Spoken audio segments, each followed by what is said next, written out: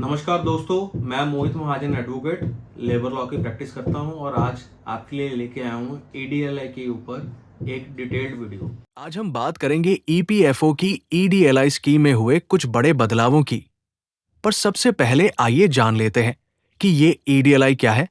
Basically EPFO के तहत 3 schemes चलती है। पहली है प्रोविडेंट फंड, जिसके अंदर आप अपने रिटायरमेंट के लिए सेविंग करते हैं। दूसरी है एम्प्लॉय पेंशन, जिसके अंदर आप अपने रिटायरमेंट के लिए पेंशन के लिए कंट्रीब्यूट करते हैं। और तीसरी स्कीम कहलाती है ईडीएलआई, यानी employ deposit link insurance scheme.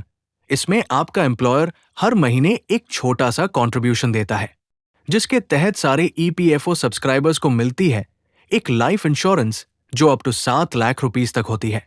Recently एक मीटिंग में जब ईपीएफओ ने ईडीएलआई में कितना कंट्रीब्यूशन आ रहा है वर्सेस उसके कितने पेमेंट्स एम्प्लॉय को जा रहे हैं, उसका कैलकुलेशन करने पर पता चला कि एम्प्लॉय कंट्रीब्यूशन तो बहुत आ रहा है लेकिन पेमेंट ज्यादा नहीं जा रहे।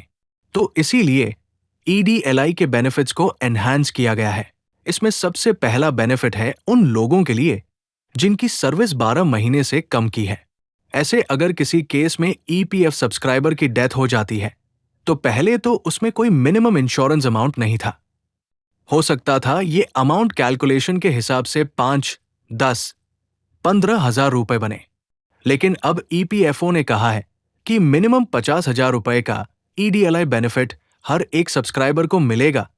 अगर उसकी सर्विस 12 महीने से कम है तो भी इसका फायदा हर साल लगभग 5,000 मेंबर्स की फैमिली को मिलेगा। ईडीएलआई में दूसरा चेंज है नॉन कॉन्ट्रीब्यूटरी पीरियड में भी बेनिफिट दिया जाना। एग्जिस्टिंग रूल के हिसाब से अगर एम्प्लॉयर ने पीएफ कॉन्ट्रीब्यूशन देना बंद कर दिया है, जिसमें ईडीएलआई भी सम्मिलित रहता है, तो उस एम्प्लॉय को कोई भी बेनिफिट नहीं दिया जाता था अगर उसकी उस समय डेथ हो जाती थी। तो लेकिन इन रूल्स को बदलते हुए एफओ ने कहा है कि 6 महीने तक का नॉन कॉन्ट्रीब्यूटरी पीरियड है तो भी ईडीएलआई बेनिफिट मिलेगा। इसको आसान भाषा में समझें तो कोई एम्प्लॉय मान लो लंबी छुट्टी पर गया है, 2 महीने, 3 महीने, अपने गांव वगैरह गया हुआ है, लेकिन उस कंपनी के रोल पर अभी चल रहा है, तो उन 3 महीनों के लिए कंट्रीब्यूशन तो नहीं जा रहा, लेकिन उस एम्प्लॉय का ईडीएलआई बेनिफिट कंटिन्यू रहेगा। और अगर इस दौरान भी उस एम्प्लॉय की डेथ हो जाती है तो पहले उसे डेथ बियॉन्ड सर्विस बोलकर ईडीएलआई का बेनिफिट नहीं दिया जाता था, लेकिन अब उसे ईडीएलआई का बेनिफिट दिया जाएगा। एंड तीसरा चेंज किया गया है सर्विस कंटिन्यूटी के तहत। पहले यह होता था कि अगर एक जॉब छोड़कर 2 से 4 दिन का, 10 दिन का, 15 दिन का ब्रेक लिया और उसके बाद दूसरी जॉब ज्वाइन की तो ये सर्विस में डिसकंटिन्यूटी हो जाती थी और पहले का जितना भी ईडीएलआई बेनिफिट बना हुआ है वो लैप्स हो जाता था। लेकिन अब इस रूल को बदला गया है और मान लीजिए अ जॉब और बी जॉब के बीच में 2 महीनों तक का गैप है तो उसे कंटिन्यूअस सर्विस मानते हुए ही आपकी ईडीएलआई बेनिफिट कैलकुलेट किया जाएगा।